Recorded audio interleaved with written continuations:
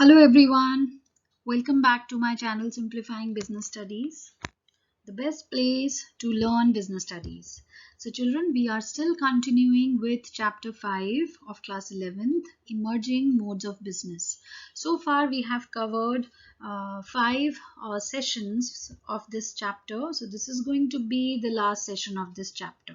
So let us see what we have today for all of you.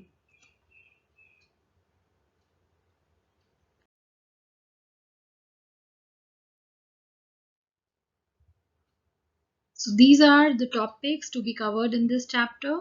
So we have covered all the topics of this chapter.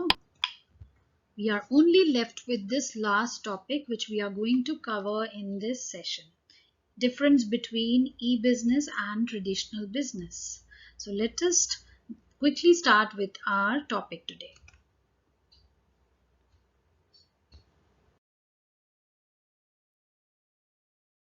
We will understand what is the difference between e-business and traditional business. So let us first understand these terms in brief once again. A part of business that focuses on exchange of the products and services and includes all those activities which encourages exchange are called are included in traditional business. This is what we do in traditional business. And in turn, e-business means carrying out all these commercial transactions or exchange of information or the whole business thing electronically over internet. So this is what e-business is. So let us understand these points which are noteworthy to understand the difference between these two broad terms. The first basis of differentiation is formation. So e-business is definitely easy to form and traditional business is difficult to form. It needs lot of capital, it needs lot of effort to establish the whole traditional business. We need land, we need the premises, we need lot of stock, and for all these purposes we need lot of capital to set up our whole business. And in case of e-business, we only need a website, which is much easier to form than a traditional form of business. It needs much less capital as per the business is concerned. We don't need to maintain huge stock, we don't need to display our goods, we don't need to have premises. Only an online portal can be created and that can be taken care sitting at home using just the necessary devices, computers, softwares, etc. So yes, definitely it is easy to form. A personal touch.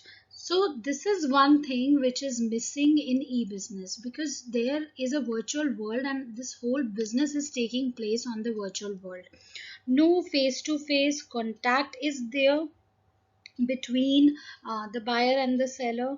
But in case of traditional business, buyers and sellers come across each other directly. That means face to face. So because of this, the personal relation, the personal touch is always available, it's always present in traditional business, but it is absolutely missing in e-business.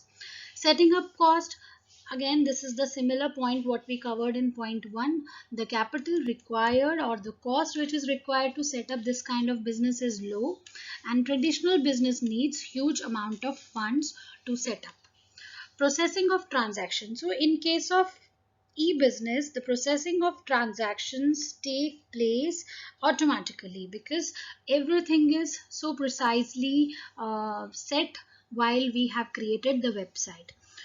But all these things are done manually in case of traditional business. One has to do everything manually and individually. Like every time when an order arrives, one has to create an invoice, one has to go through all the formal things again and again. But all these things are done automatically once the order is placed, once the order is delivered, once the order is accessed, or whenever the order is returned also. So everything is automatic in case of e-business. Physical examination of goods. So this is something which is not possible in e-business. We can go ahead, see whatever we want to buy when we are buying using the traditional business. We are reaching a market, we are touching, we are seeing the product, we are observing it, and then we are deciding whether we are willing to buy the product or not.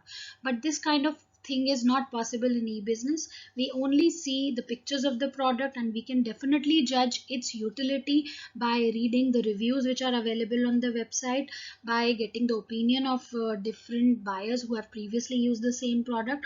But yes, physical examination of goods is not possible in case of e-business.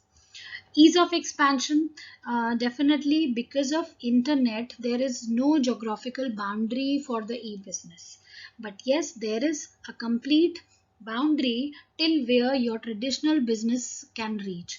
So a traditional business cannot reach a huge mass of people, but at the same time, through e-business one can reach each and every one who has access to internet on this globe can be reached. So ease of expansion is much more in e-business, while it is very difficult in traditional business.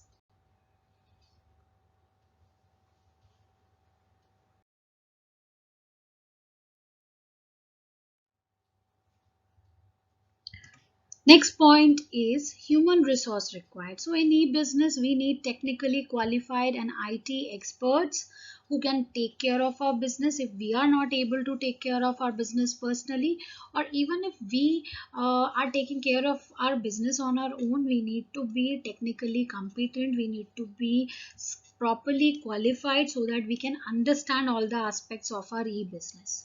But in traditional business, we need only semi-skilled and skilled laborers who can take care of all the work as per the instruction given by the owners. Risk involved. Yes, there is high risk involved as there is no direct contact between the parties. There are a lot of defaults which can take place during the time of placing an order or delivering an order or receiving payment or sending payment.